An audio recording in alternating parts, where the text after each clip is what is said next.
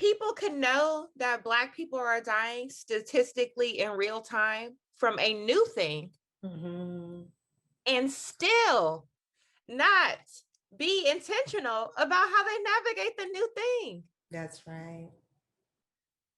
So, like, yes, you have to write those things down. Every time that my department suggested that we get together in the park to hang out,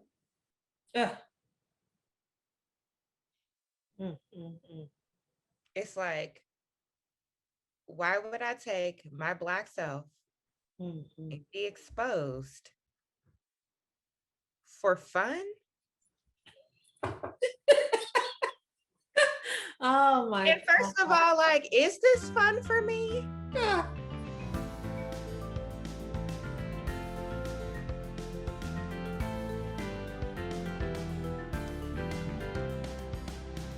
Greetings, Unhidden Voices family. Welcome to episode 33. You're going to enjoy this episode. It's a conversation that I have with Dominique Williams. She is a teacher, ethnic studies in Sacramento and in Sacramento City Unified School District. Dominique and I have known each other for about 5 years. And when I first came to Sacramento State, she was one of the folks who really welcomed me into the community. We have a conversation at the anniversary of the assassination of George Floyd, and I talked to her about what she has learned in this time and how it has changed her. So I think you're going to learn a lot from her about the experiences of Black women teachers during this moment. So please listen to this conversation, subscribe to this podcast, follow us on Instagram, listen, learn, and amplify with us. I don't know the whole world, but in the world of academia, it's like you're supposed to teach and research and get grants and, you know, have this community impact and this engagement, and you're doing all those things and it still doesn't work out. It's like textbook racism. Yes, it absolutely is. And it's literally the topic that you teach, and you're experiencing like the exact thing that you're teaching about. Like, are you in the Twilight Zone? Yeah, that part is the part that's really, I think that really hurt the most, because I recognize that we're experiencing, it's like we experience the racism, but then we also have to teach the racism, and then we have to resist the racism. Like, it's all just so, and it really does impact, like, on all these levels, like spiritually, psychologically, physically, right? All of these things. And so being able to build up enough strength to fight back is the thing. Right. And so so the questions I have for you are really around, because one of the things, teach it, fight it, listen, like what? What? It's all of it. Like, we have no way, because it's a survive. It's like we cannot survive, right, if we don't do all that. And this is as a people. You feel me? Like, as a people. Like, how are we going to do? How are we? That is what our answer. That's what they did. They did everything. They were everything. I'm so over it. Yeah. Yeah. I watched this video of like this Black woman. I don't know if you've seen this Black woman who left the US and opened a yoga retreat site in like Costa Rica. And she was like, and then I just have to leave the racism, and I invite other Black women to join me 10 days at a time so that they don't have to deal with that no more. And I was like every once in a while I'll just rewatch it's like a Vice interview, and I'm just like, I'm gonna leave this country and start a yoga retreat site. I don't teach yoga. I don't do hospitality, but I mean, Yeah. I mean, I do feel like, in order, like, the other part of it is finding ways for salvation, right? Which has to be about escape, and, figuring out how to not live, like, embody this, so part of like what I've I think, and I've been really reflecting on this past year, because it's been a year since George Floyd was assassinated, right? So I want to know from you, what did you learn this year and how did you change? That feels interesting because this morning I woke up and, Facebook gave me the 1 year reminder of what I said a year ago. And yeah, I had some takes about looting a year ago that right? Like you can't essentially commodify everything in life. Yeah. And like shame people for stealing the things that have been commodified that they need to survive. Yeah. And then I can say like wholeheartedly that I forgot that it happened this early. I think like everyone says there were the June uprisings, but I don't think I have realized that the like catalyst was in May. Yes. And that just makes me think of like how much has happened in the last year to where like the stuff just feels further and further away. I feel like if there's something like a major change has been my sense of time. And I know that's not a unique change. Like a lot of people have said they have a really warped sense of time, but I'm feeling that. I also wait. So what do you mean by that?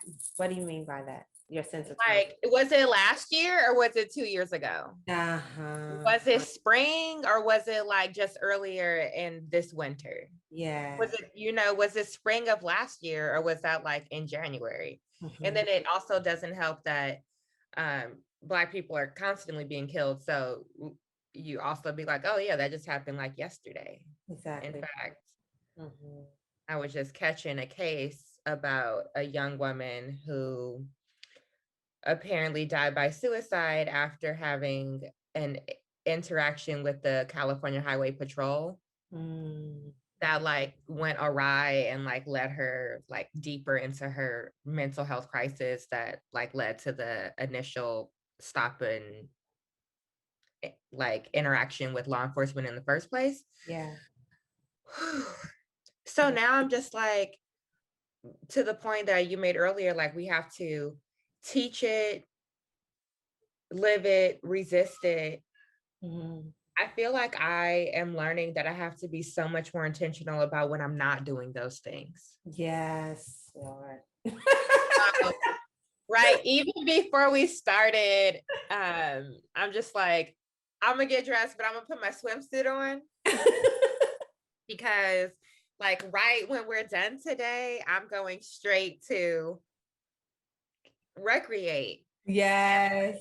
And the truth is, like, if we're being really honest, I don't really feel like recreating, right? I feel like my roommate's holding me accountable to go outside and like not be in this house doing the same thing I did last weekend, which, right, I love being around the house, but it's like, get up, go outside, drink water, like, hear the birds chirp, Yes, exactly right. Be in nature, sit in nature. Be in nature. Yeah. Yeah. Or, like man modified nature because we're in Lake Tacoma. Close enough. Close enough. There's birds and stuff out there. That's right. Okay, so then all right. So what do you think you learned?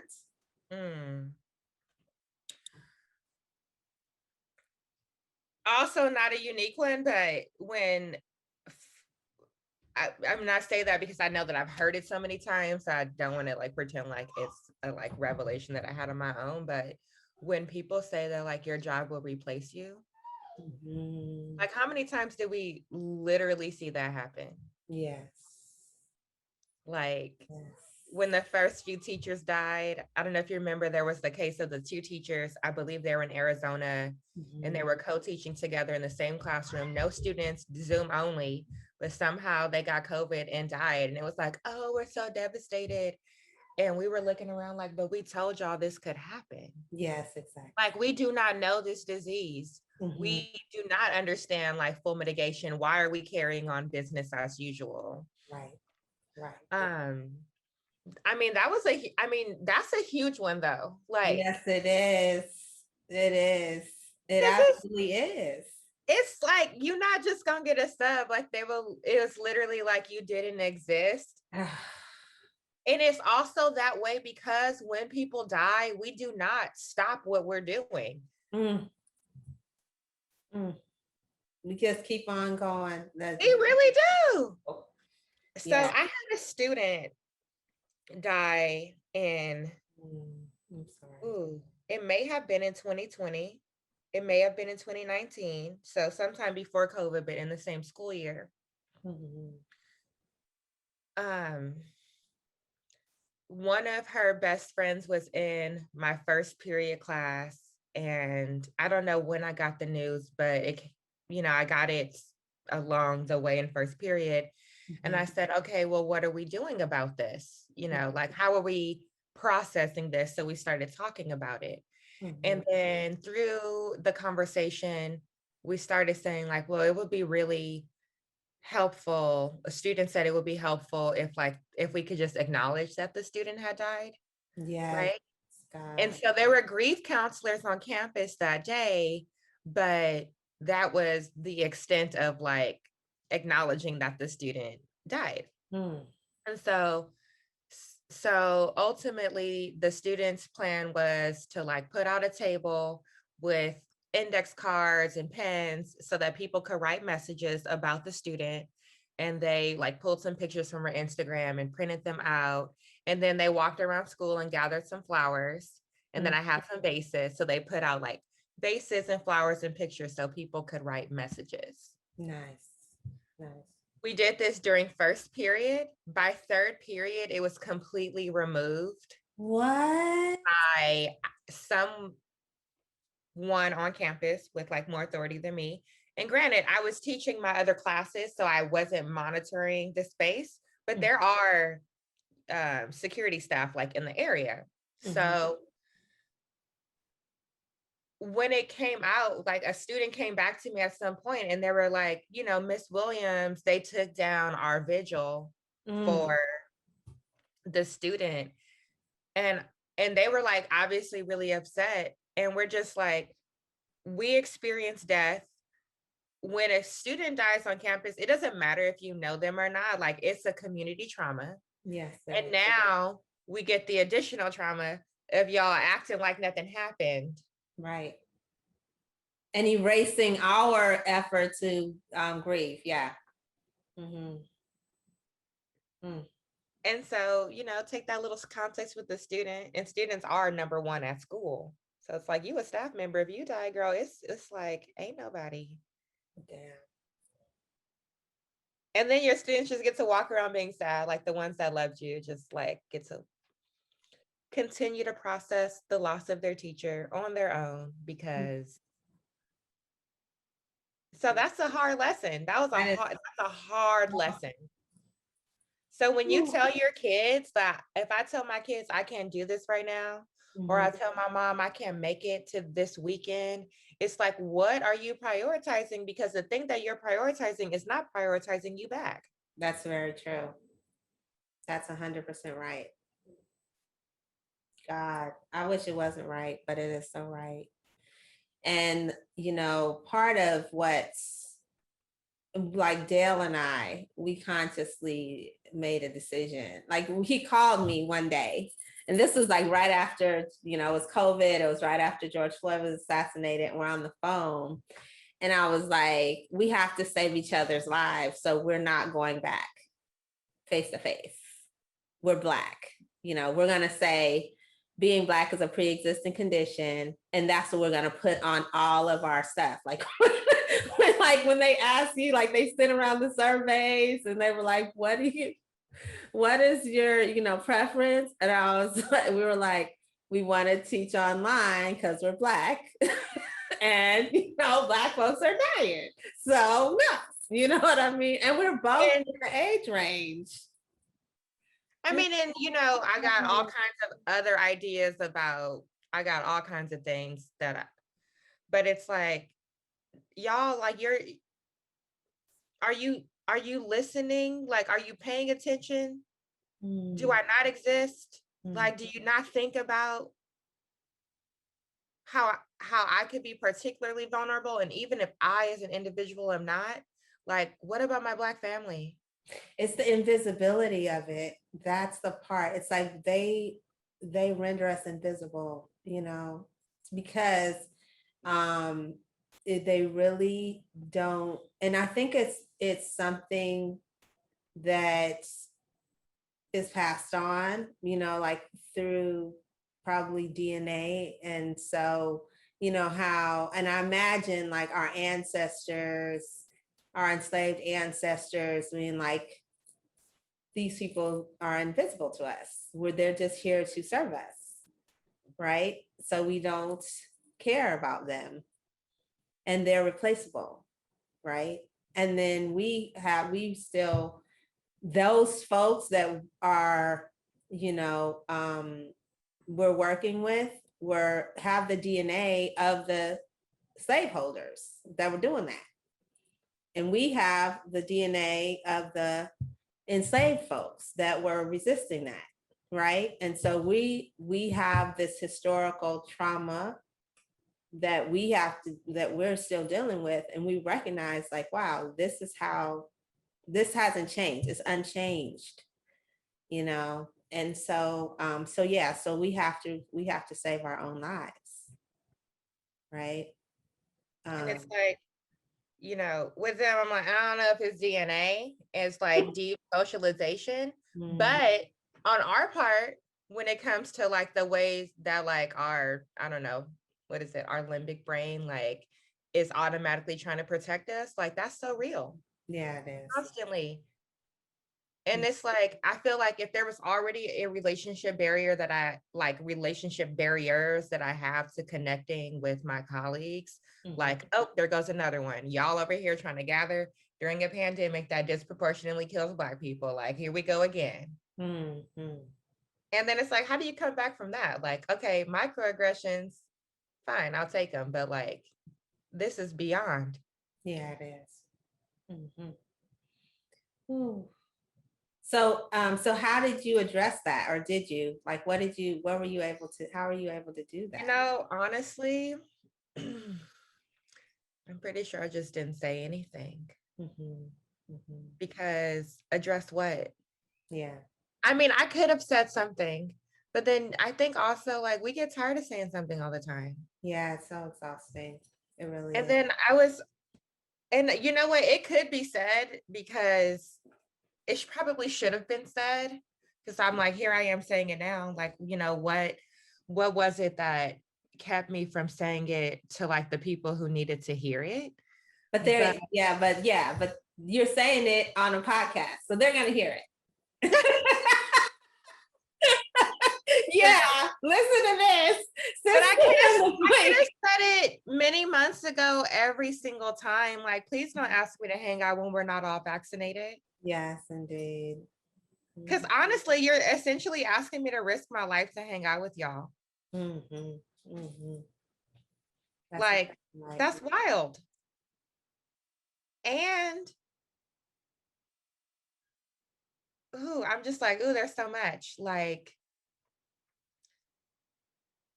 do I even feel supported like by the folks that I would be risking my life to hang out with in the first place? Like, that's the underlying thing. It's not like I hung out with nobody in 2020. I saw some people, but those people I thought maybe had a better sense of like my particular vulnerability to this virus. And also don't try to fight me when it's time to talk about equity in the classroom and instruction. Yeah. And don't change the subject when we're talking about reaching all students. And don't get defensive with new grading policies.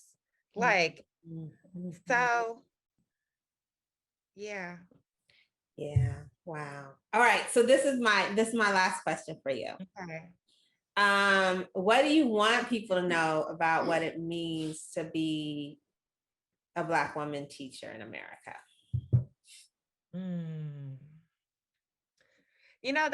I feel like that's such a complicated question because, right, I'm not the Black woman teacher of America. And I follow lots of Black women teachers like on Twitter and Instagram, just, I don't know, for hope, clarity, confirmation, inspiration. Um, I think that like one thing that I think is consistent, first of all, we are all fly. I don't like that. It's like the most shallow thing, but I just want to say, like, tell me, you know, a Black teacher that just isn't dope, like a Black woman teacher that's not dope. Even, and granted, like I'm following a lot of millennial teachers, so that's a whole nother layer of like intentional blindness and aesthetics. But we show up, right, with that, and then show up for our students, and then show out constantly when it comes to instruction and also like what we do on our campuses. And like, you know, perhaps there's the ones that aren't showing up, but they're also, like you said earlier, teaching the racism, dealing with the racism and resisting it. And there's not a single one of us who's not resisting it. Yeah. That's right. Like literally not a one. Even the most like, I will undoubtedly meet a Black woman where I'm like, sis, like, could you do more? Like that's gonna happen. And she will still be resisting racism. Like even in my version of like her not doing enough. And on that note, we just gotta love and care for each other. Like how you said, you told Dale, like we need to save each other's lives. Like that's like Black woman teacher to another. Like we gotta hold each other down. Yeah, absolutely. Thank you, Dominique. Oh my God, I'm so glad to have talked to you. I was like, I'm so glad we were able to make this happen. How do you say?